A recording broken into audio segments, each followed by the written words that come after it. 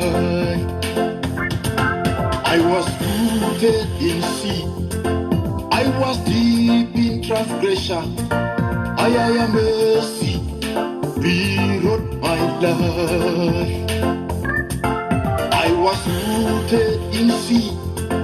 I was deep in iniquity. Oh, your mercy rewrote my life. Mercy, mercy, mercy.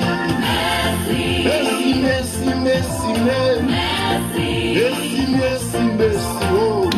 Thank you so much for coming. Thank you so much for coming. Majita on a Sunday night, Sunday evening. Mercy rewrote my life.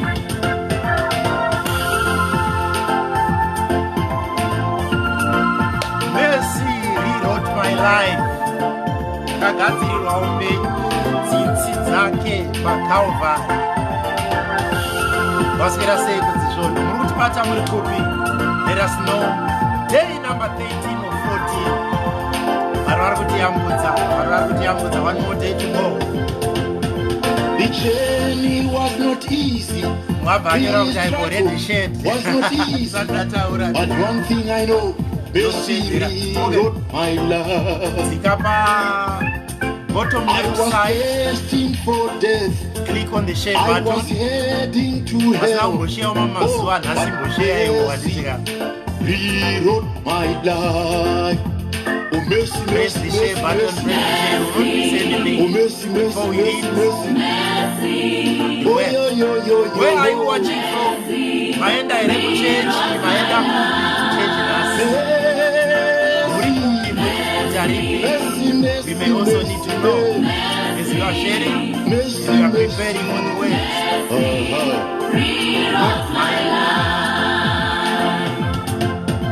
My friends had deserted me.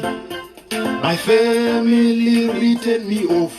But Jesus picked me up. He rewrote my life. He transformed my situation.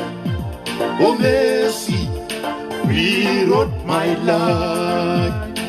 I see mercy, mercy. No, in my mercy. Oh, rewrote my life. Mercy. Maneiro. Oh, mercy. Oh, mercy. Oh, mercy. Oh, mercy. Rewrote my life.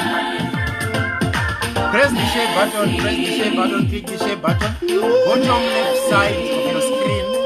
Bottom left side paya pakanzi share. Dzimwe hama dziuye tibatane pamwe chete naye. Ndinotenda, somebody is saying my favorite song. Those who know the song, it's taken from our album rakanzi Mhepo Inoperekedza ra 2016. This is an old song, it's not a new song. It's got a video. Search Reverend Chivaviro, Mercy Rewrote My Life. You'll find it on YouTube as well. Masquera. Wow, so many people have come through today because it's a Sunday and people have come from church. Manero anditi. Yes, ndikaona vanyora vahove zeta rapi Bedbridge dog section. Vakagadi ndovataziva kuti tese taapo. God bless you, God bless you, God bless you. Isusu vekugokwe tavapo saka munhu wese avapo. Thank you so much. I see nhasi ndavapa vanhu vakawanda. Yes, Canada I've seen you, USA I've seen you, Zimbabwe, Pretoria, South Africa, not South Africa ndiri kukuona mese. I see Mozambique, veMalawi hanza ndavaona. That yes, United Arab Emirates, Israel, Iraq, ndakuona, Scotland, UK. Yes, thank you so much. Namibia makawanda igaroziva Namibia. Botswana, thank you so much. Thank you so much. Wow, wonderful. We thank God. We are on day number 13. We said this revival yakangogadzirirwa munhu uye anga adzokera kumashure pazvinhu zvaMwari. And for the past 12 days, this is the 13th day, we have been speaking about that. And this is the reason why I am saying at this particular moment, kana wanga usati wabaya chakanzi share pa screen yako hapo, ibva waenda bottom left side baya chakanzi share. Why I always tell people is because maybe munhu akanangwa nerevival iyi anogona kunge asiri a follower on our page, but ari a friend to you. So if you share it, if you press the share button, your friends are also going to see it, and then that person will be located through the broadcast. And this is what we are talking about. Wow, ndinotenda Mwari. Yesterday we were talking about going to church. I saw inbox apa WhatsApp platform yedu. Nhasi ndakurumbidza kuisa. WhatsApp platform is there. If you see on the comment section, the pinned comment yakanzi WhatsApp platform, that's our WhatsApp platform number. Ndafara ndiko ndaona vanhu vanyora pa WhatsApp platform pedu kuti vaendawo kuchechi nhasi. And you know, somebody was saying I've been to church for the first time in 2 years. And when it happens to that one person, inini kwandiri ndinoti denga kudzwai, because revival ine chayatoita. Iye munhu wana andipa testimony yekuti munhu waMwari, nhasi ndaendawo kuchurch for the first time in 2 years. Izvozvo zvega ndinokudza Mwari, ndinotenda Mwari kuti Mwari makaita yenyu nerevival iyi, because that soul is very important in the kingdom of God. So I hope kuti vazhinji maendawo, and I hope kuti many of you are also pressing the share button there so that we can read the word together. Just confirm with me you're hearing me loud and clear wherever you are. Confirm if you are hearing me loud and clear wherever you are. If there's a friend who is not yet here now, you can also tag them on the comments so that vanokurumbidza kuziva kuti zvatanga kuti vagouya. Ndongoda vanhu 2 or 3 vanongoita confirm kuti tizive kuti tiri kunzwanana zvakanaka wherever you are. Wonderful. We thank God. Nasi maona topic ataisa. I promised on this topic 3 days ago. I said that's what we're going to be looking at on day number 13. And we are just remembering and we are trying to recall those days when you used to be a giver in the house of the Lord. And today tiri kutaura nenhau yekuti rangarira mazuva awakanga uchipa kuimba yaJehovha. Not only giving in terms of cash finances, but even giving in terms of your energy, your power, your mind, your presence. There's a time when I was sharing at one prayer meeting, and I said to people, when you come next weekend, it was a program for the following weekend on a prayer meeting. I said, when you come next weekend, please make sure you bring your money and you bring your body as well, because we need your presence. Your presence. Because kune vamwe vanofunga kuti vanogona kunamatirwa nemari, chero ndikasaenda kuchechi but ndangobvisa zvangu and so forth, you know. Nezuro ndo yataibata kuti your presence is needed. Physical presence in the house of worship is needed. So nasi ndakuda kuti tidzokere ipapo. Let's look at that. Yes, thank you those who are confirming. Ndanzwa kuti we are loud and clear in Joburg, loud and clear in the UK, loud and clear here, Zimbabwe. It's okay. Thank you so much. So I thought of reading this scripture. I'm going to give you a number of scriptures, but pane pandora kuti ndingotsanangura mbichana. After reading the first scripture, of course, which is our key text in this context, 2 Corinthians chapter number 9 verse number 6. Those who write for us the verses, please dokumbira kuti mo vemangonyora 2 Corinthians 9 verse 6, 2 Corinthians chapter number 9 verse number 6 for day 13, 2 Corinthians 9 verse 6. But what I'm going to do, I'm going to read verse 5, 6 and 7. I'm going to read from this end, verses 5, 6 and 7. Now, here is Paul writing to the Corinthian church, the second letter. So I thought it necessary to urge the brothers to visit you beforehand and make arrangements for the bountiful gift you had promised. This way, your gift will be prepared generously and not begrudgingly.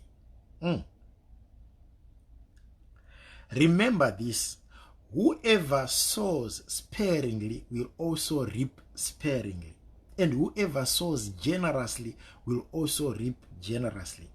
Each one should give what he has decided in his heart to give, not out of regret or compulsion, for God loves a cheerful giver. All right. Gara uripo ndoza kuti mwakakonzwa kuti pangotaura kunzi giving bichano but no tozozviona next time, because zvimwe zvese pataitaura zvekumwe yaitsvina ichibuda tichitaura zvese zvokuti ngatikurudzirei kunonamata, ngatikurudzirei kuenda kumakomo, ngatitsanye nechaiwa anenge aripo. The moment yavanongotaura zvekungoti pane chaakutarisirwawo from iye, unotoona vazhinji akuita exit even nyangwe dei vari pagroup. Why? Because ipapo pane basa, ipapo pane mungo wacho, pane key yacho, ipapo Satani andogara atoziva kare kuti apa ndo pane key yacho, ipapo pane key yacho naipapo hadi kuti upasvike. So as a result, you may not even feel compelled to listen to the rest of it, because that is what the devil wants for people to do. And this is why if I started preaching a gospel here, not around amusapa garai nemari dzenyu mudzichengete, muri kubirwa mari, muri kuita sei, ndikangotanga kuparidza iro panowandwa panapa tinotosvika manje tinenge tatoika na 1000, because that people want to hear zvinotekenyedza nzeve. But let me tell you something, zvinotekenyedza nzeve ndo inotsanangurwa naJesu nzira yakafara, zvinofarirwa neruzhinji, but hazvilide kuruponeso, hazvilide kuprogress, hazvilide kubreakthrough yemunhu, asi zvinofadza, zvine vazhinji vanozvida. The moment you come to things that are the bread and butter, people will leave, because ikoko Satani hadi kuti vagare variko. Musoro wangu panapa watiwo rangarira mazuva awaipa kuimba yaJehovha. Remember, this is a back to God revival. And the big question will be, as Paul is writing here to the Corinthian church, the big question will be, chii chakazokudhonza, chakakubvisa pazvinhu zvawakanga wakadzwisisa, zvawaiita zvakanga zvichibatsira, pawaitonyatsoona kuti panapa zvinhu zvangu zviri kutofamba, because I am attaching what I have to the things of God. Now, here is how it works. Ndoda kuti unyatsonditeeresa zvakanaka. Pane pfuma ndo pane moyo. Let me give you this scripture.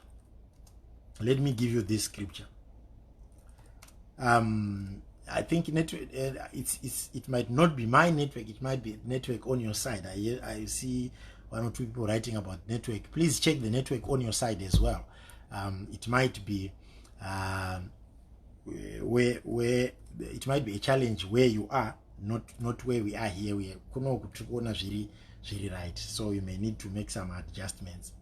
Now, if you go to Matthew chapter number 6 verse number 21, Matthew chapter number 6 verse number 21, where your treasure is, there will your heart be also. Where your treasure is, there will be your heart also. Kura kuti pawakaisa pfuma moyo wako ndo paunoenda. Adzide uwe pakupa padenharo. Pawakaisa pfuma ndo pawakaisa moyo. The reason, if you understand this verse as lightly as it is, you will uchakurumbidza kubata kuti kwauri kutapudzira pfuma yako isa, kwauri kuatacha pfuma yako kwairi, ndo kwaunoisa moyo wako, ndo kwaunoisa pfungwa. Ndo saka uchiona kuti Mwari vakati vachisika, when I always preach or teach people about things like tithing, sacrificial giving and so forth, I always use the example of God in Genesis chapter number 1. Mwari vachisika zvinhu, ipapa ndiri kunyatsonditeeresa zvakanaka.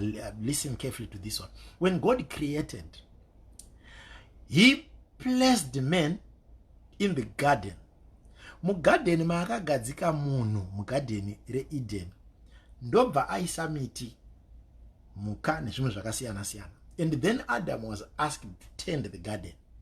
And then the Bible says, in that same garden, he placed miti umwe wakanga uri wokuziva chakanaka nechakaipa nomuwainzi muti weupenyu.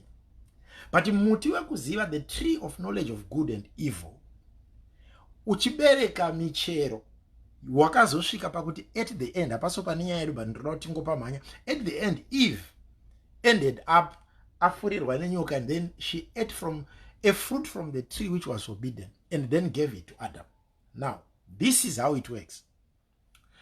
Mwari vachiisa muti uyu waifanira kuzvibvunza mubvunzo kuti alright, kana Mwari vaisada kuti vanhu vadye mumuti uyu, vakauitirei muti unobereka zvibereko, ivo vachiziva kuti zvibereko zvacho hazvisi kufanira kudyiwa nevanhu, but vopa vanhu in charge, votoisa muti wacho votonzi ngaubereke zvibereko, but zvibereko zvacho zvonzi munhu ngaatende garden, ngaachengetedze muti, but achengetedza muti wacho onzi haafaniri kudya futi pamuti waari kuchengetedza. Izvo zvapiwa iye. Remember, God said to Adam, I'm placing everything under you, under your care, which means including that tree of knowledge of evil, of good and bad, or evil and bad and good, putting it together under Adam. Zvinoreva kuti achifamba akaisa maoko muhomwe Adam anenge achiti ndine miti yangu, ndine garden rangu rine miti yacho inobereka michero isingatomboiti, but chinzwa panorovesa hana ndo panozotaura kuti but one yemiti yacho michero yacho takanzi hatidye, but uri wako, uri muti wako, zvese zviripo. Ndo paifanira kuti munhu ukurumbidze kubata kuti when God created, akaziva kuti kune paunoisa pfuma, pari kunzi naJesu, pane treasure yako ndo pane moyo wako.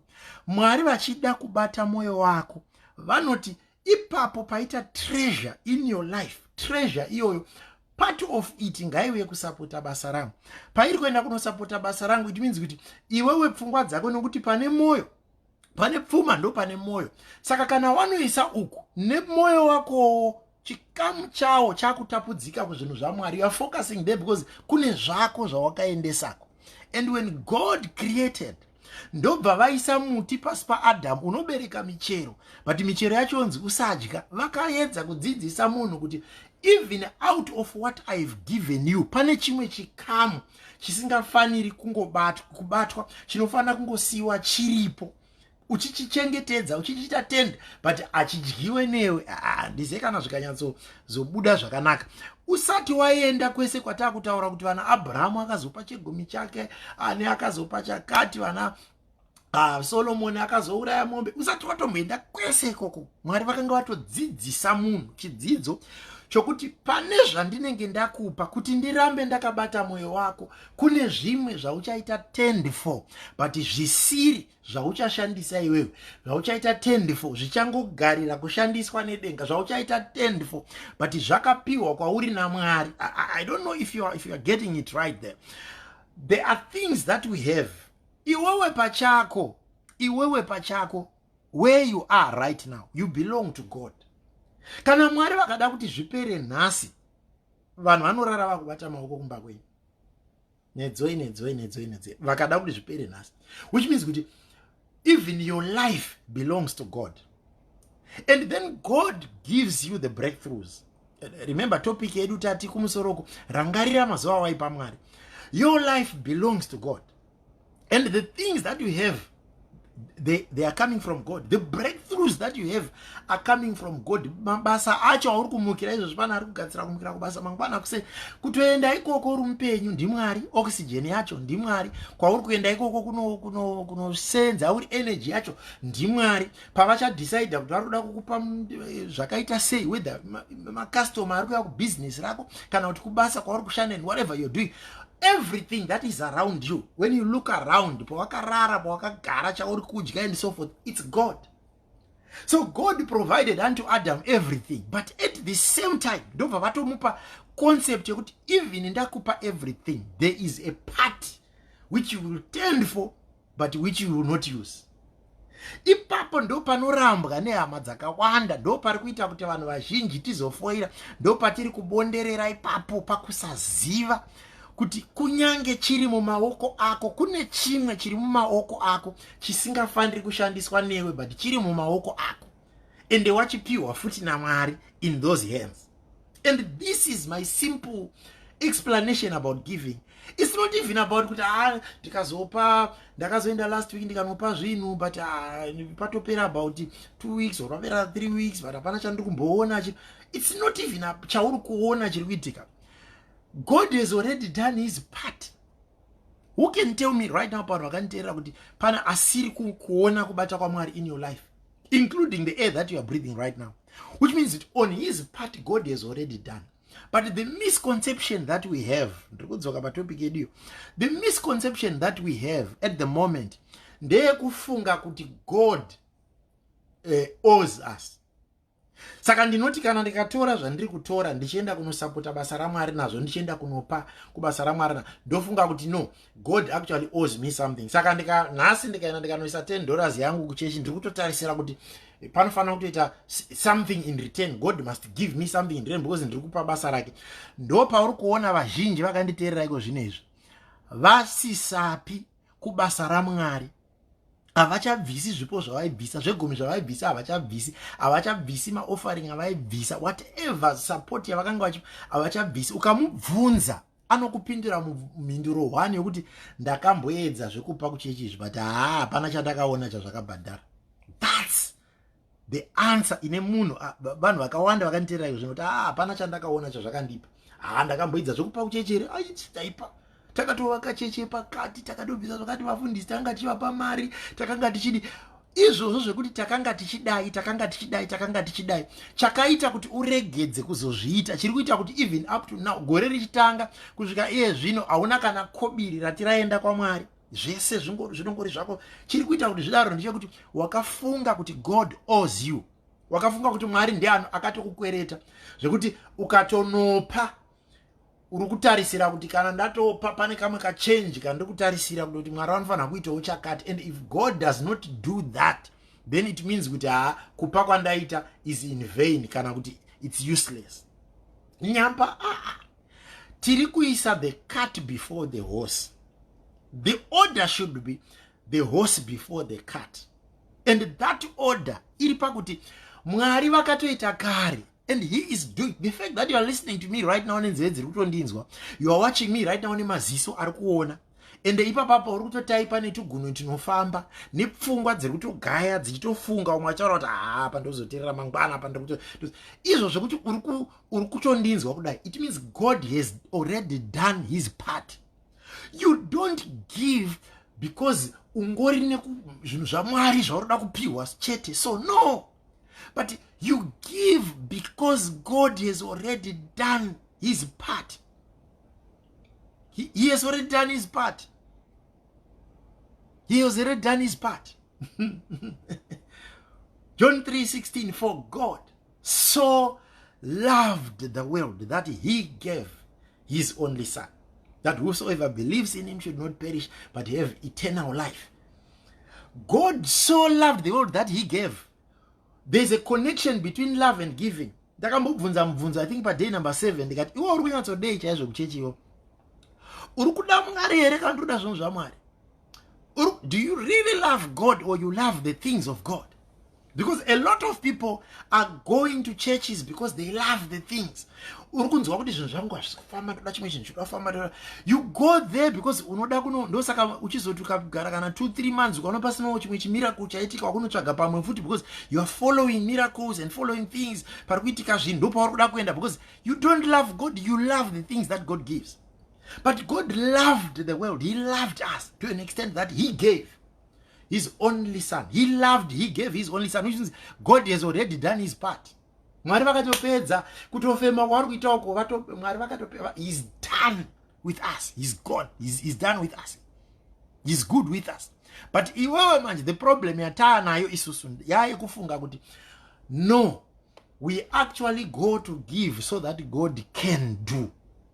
Yet God has already done. Saka ndakuti pamusoro kwatatanga apa, key yedu nhasi iri kuti rangarira mazuva wakambo. It's a challenge yandoda kuonesa. Just look around you. Look around you. How many things do you have that other people don't have? Look around you. How many things are you doing that other people are not doing? I was speaking to somebody during the course of the week. You know, pane mama environments ekuti ukaenda kwaari you will realize kuti even kuenda kutoilet chacho uchigona kuzvifambira wega uchinoita zvaunoita uchidzoka izvozvo simply that kune mama environments ekuti ukaexposewa kwaari unozoona kuti this is God. This is God. This is God. God has done his part. And now the challenge to you is iwewe unekampiro kawaimboita iwe unekamusapotero kawakamboita pane pawakasvika papeak. Remember, like we were saying about prayer, there is a time when you were actually at your peak of supporting God's work. Wakarambidzwa nani? Remember when Paul asked them akavati ndiani wakakudzivisai maimboita zvinhu zvakanaka? Akakudzivisai ndiani? And the Bible says in Genesis chapter number 8 verse number 22, as long as the earth endures, as long as the earth remaineth, seed time and harvest shall not cease. And then if you go to Luke 6:38, I quoted it the other day, Vayati, give and it shall be given unto you. Mwari vakutoisa bonus. Mwari vakutoisa bonus. A bonus.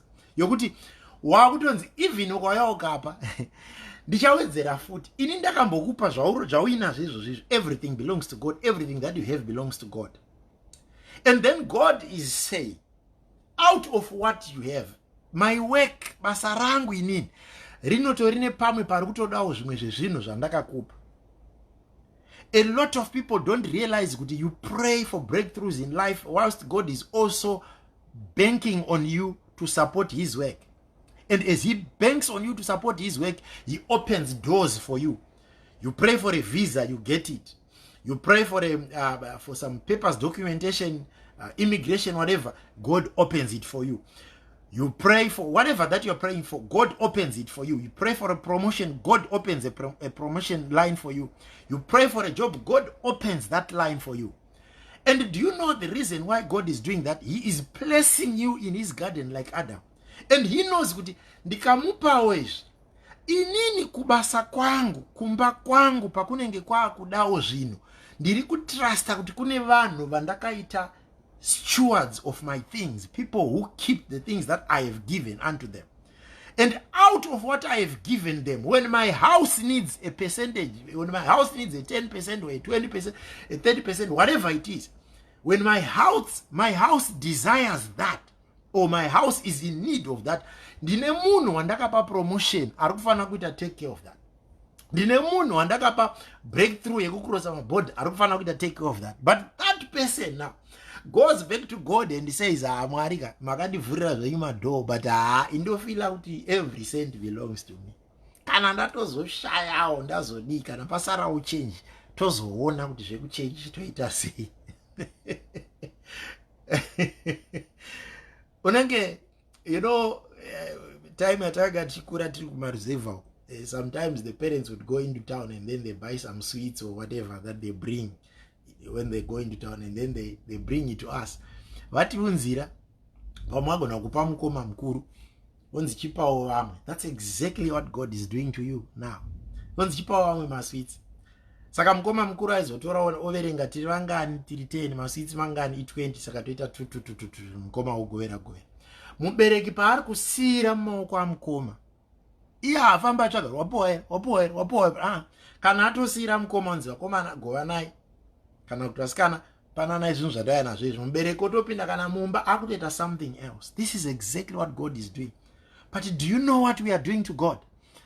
Mwari vauya vakatipa somubereki vobva vapa iwewe, iwo ndowapuwa promotion yacho, iwo ndowapuwa breakthrough yacho, iwo ndowavhurirwa door rekuti zvinhu zviendeke in life. Iwo wapiwa, watakura zvese, uri kuita samukoma anotora onoviga zvese, otaura kuti maswitsi aya ndangu, ndichamadya pandei ndichimadira, kana ndiine kamwe kaswiti kazongodonhawo pasi ndichatsvaga umwe munin'ina wokupa, but otherwise this all belongs to me.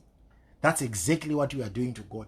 When God has entrusted you with what you have, you pray kuti Mwari, pane vamwe makatonteera panapa makatoita even miko before God kuti Mwari, inini mukangondivhurira door iri rikangovhurika chete, irori rikangovhurika chete, muchaona zvandichaita kubasa kwenyu, muchaona zvandichaita basa zvandichaita kuchechi, muchaona masapotera ndichaita basa renyu.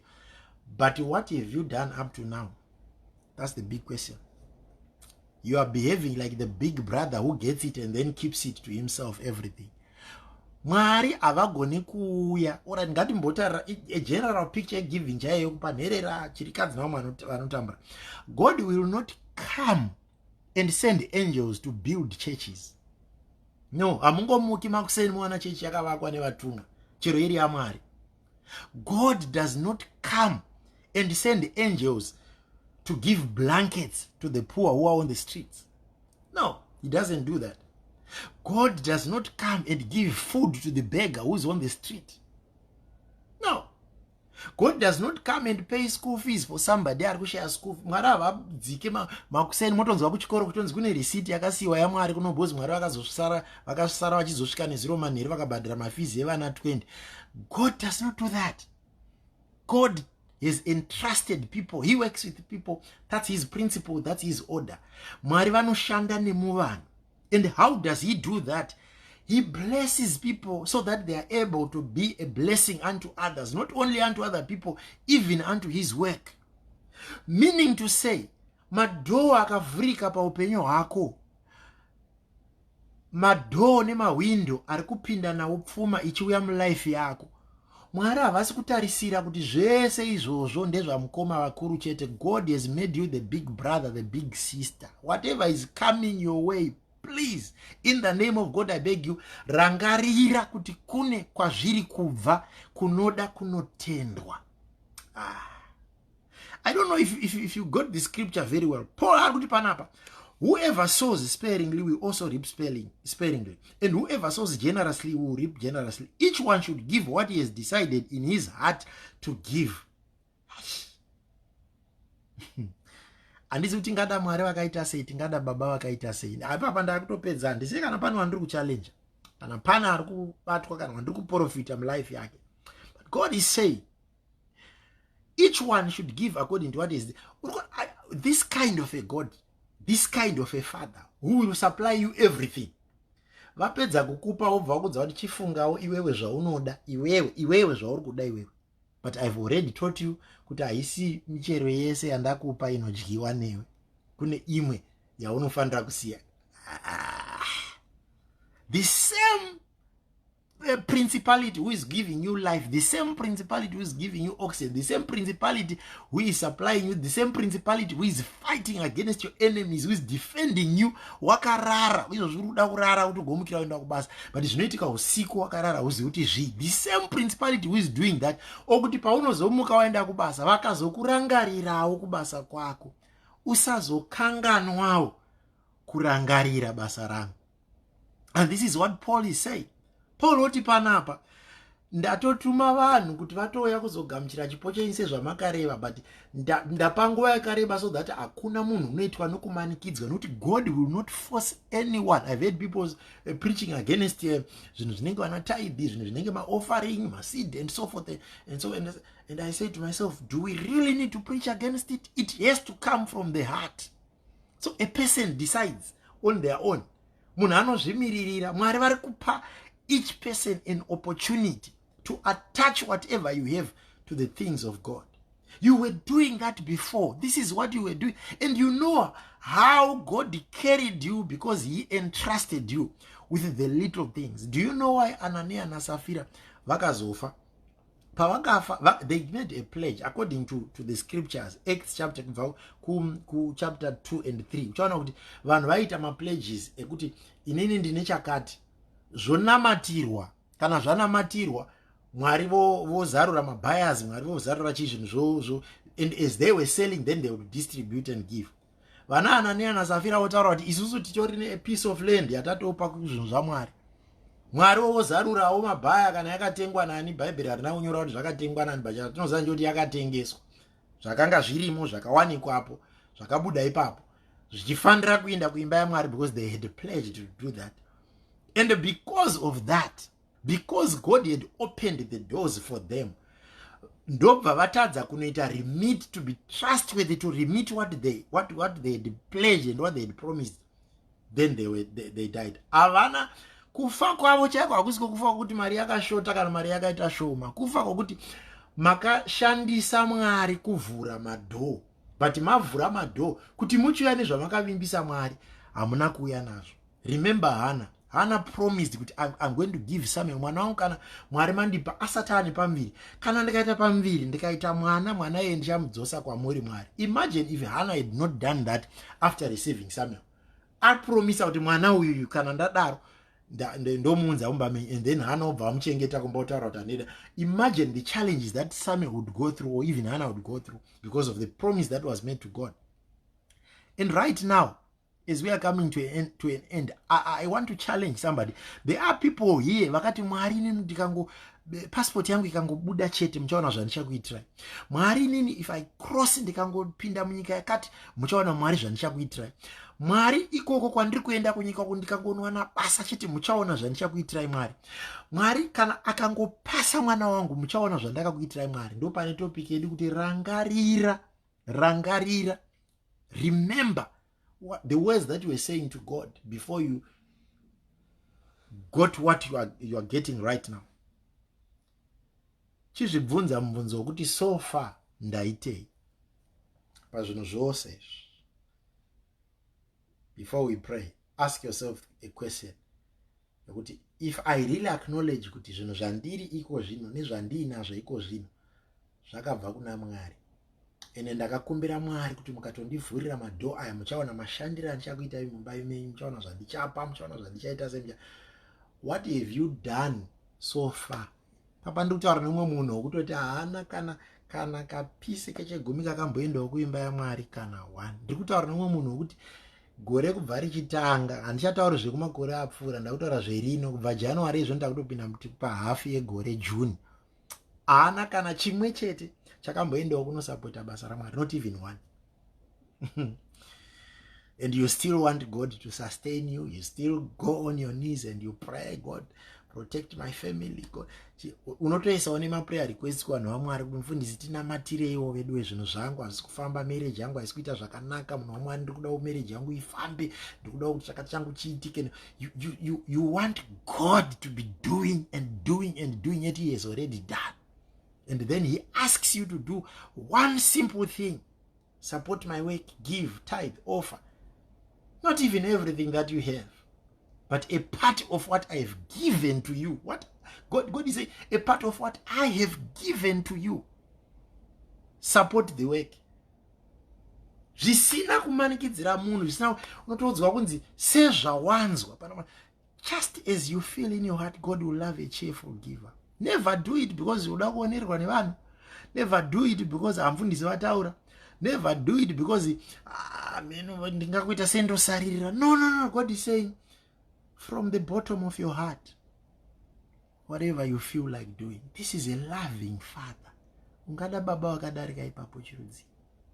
Ungava wanepi baba wakadaro. Ndakupa zvese but iwo chipa sezva uri kunzwa mauri. But yet, you have stopped doing the good that you were doing. You have stopped giving to the house of God. You have stopped supporting the poor, those who don't have. You have stopped tithing. Pane umwe munhu wandakati anotoziva ntenda kuti kunobviswa chinonzi chegumi. But akachiregedza, akachibvisa mazuva akanga achimbotsa namatira mupepa ake. Haachibvisa. Mazuva akanga achida breakthrough yekubasa, haachibvisa.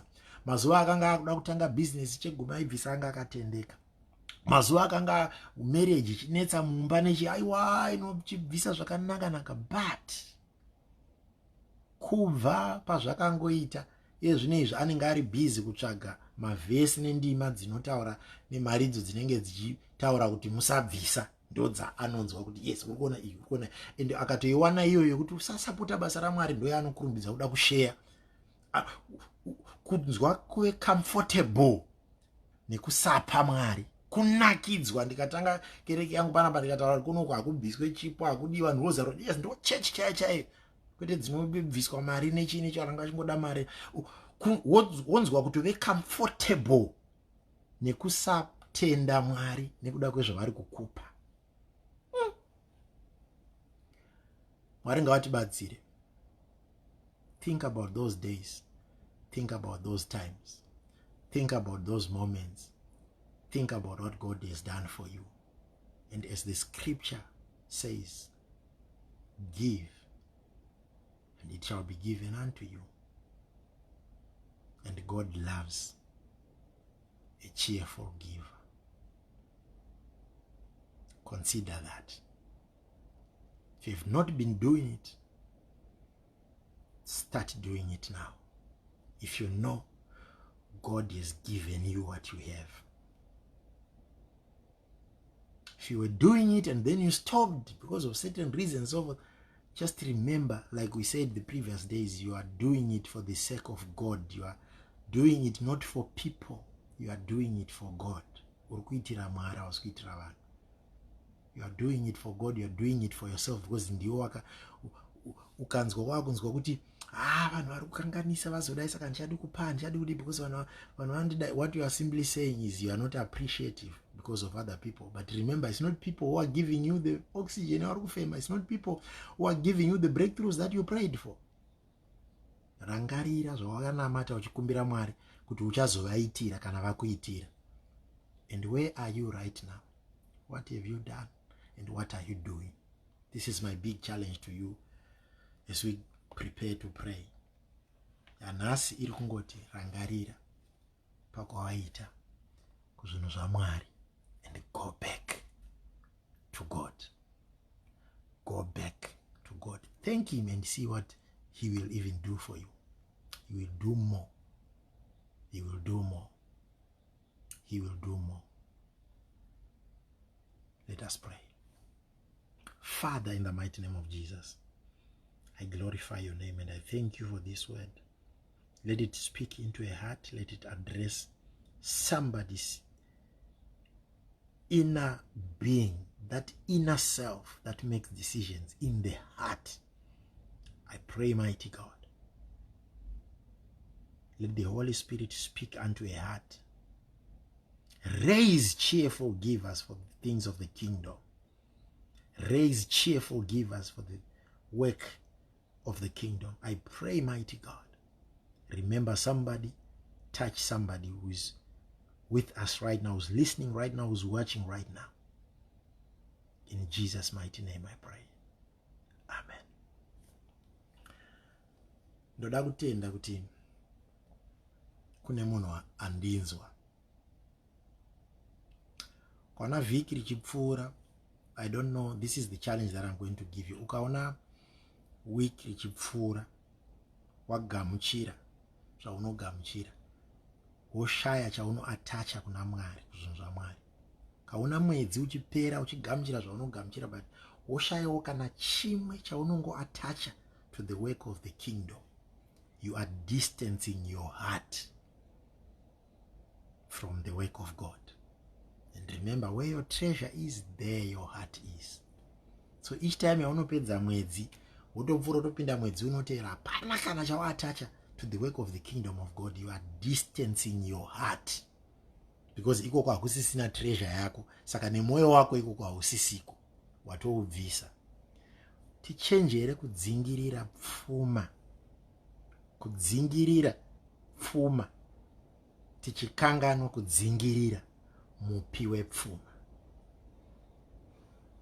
To chase after the treasures and forgetting to chase after the giver of treasures. Aiwaita chimwe chinhu chakanaka, ita decision imwe yakanaka yekuti from now on haugoni kuwana zvinhu zvaunowana ukasazviatacha to the work of the kingdom. Basa raMwari richipfuurira mberi, kubata kwaMwari kuchipfuurira mberi. Ane vanhu vari panapa vari kunditeerera from different churches. You had stopped even giving to your own church. Vamwe vakaita savachafara kupembera nekupururudza nokuti kune lockdown, saka vanhu havasi kunosangana kuti saka tinopirei because kuchechi hatisi kuungana, hatisi kuita. It's not even about gathering in a church building. It's about knowing where you are receiving from. And just imagine kuti paine lockdown kuchechi musiri kusangana, but God is still giving you mweya wokufema, and God is still fighting your battles. God is still protecting you. Saka Mwari havana kuti kune lockdown, vari kungoita chikamu chavo chete through and through. But isusu ndo panoenda decision yekuti because kuchechi hatisi kusangana, no, topirei. Remember, God has done his part. ndapedza. Mwari vatite zvakanaka. Mangwana tosangana day number 14 tichipedzisa. Ndoda kuti usaite miss that session yamangwana same time where we will be praying. Mostly it will be a prayer session, but tichabata kupendera nekupedzisa basa rese rabatwa pa 14 days idzodzo. Ndokumbira kuti kubva nhasi iwewe nemhuri yako, just make a decision, you will support the work of God and start doing it. Kwete kuzvingozviita nekungoti zvataurwa kana kuti zviperere mutheory kana kuti zvingoperera pa emotion. Start doing something. Thank you pastors. We have put through our WhatsApp platform there. Kana uri kuda help in that area or in any of the areas that we have spoken about, come to that WhatsApp platform.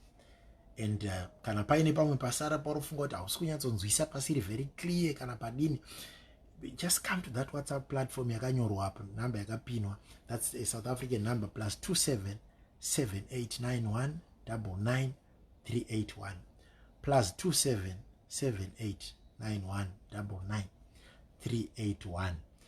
Where ipapo kana kuya inbox pa platform yo yepa Facebook iyi, just come inbox and let's talk. Ngatibatsirane.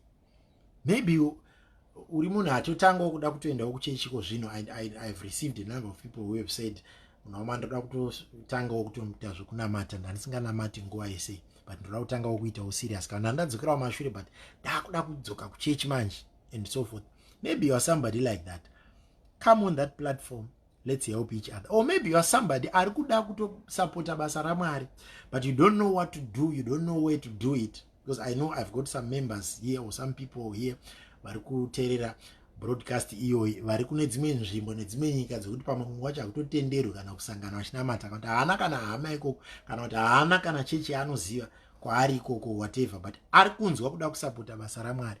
Come again to that WhatsApp platform and then we can direct you or channel you kuti mozviita sei muri kwamuri ikoko. You really want to support the work of God, you really want to do something in the kingdom. Just come there on that WhatsApp platform, +27 7891 99381, tobatsirana from that end. Mwari vakuitirei zvakanaka, Mwari vakuchengetei, but tora mazwi aya seriously. And if you are somebody who was doing it well before, go back to those days. Dzokera kumazuva ako awaisapota basa raMwari. Dzokera ipapo. Ndo pane pundutso yako, ndo pane breakthrough yako. Zvinhu zvese zvimwe zvemaprayer requests auri kunyora yesa achagadzirika the moment you are going to go back to God.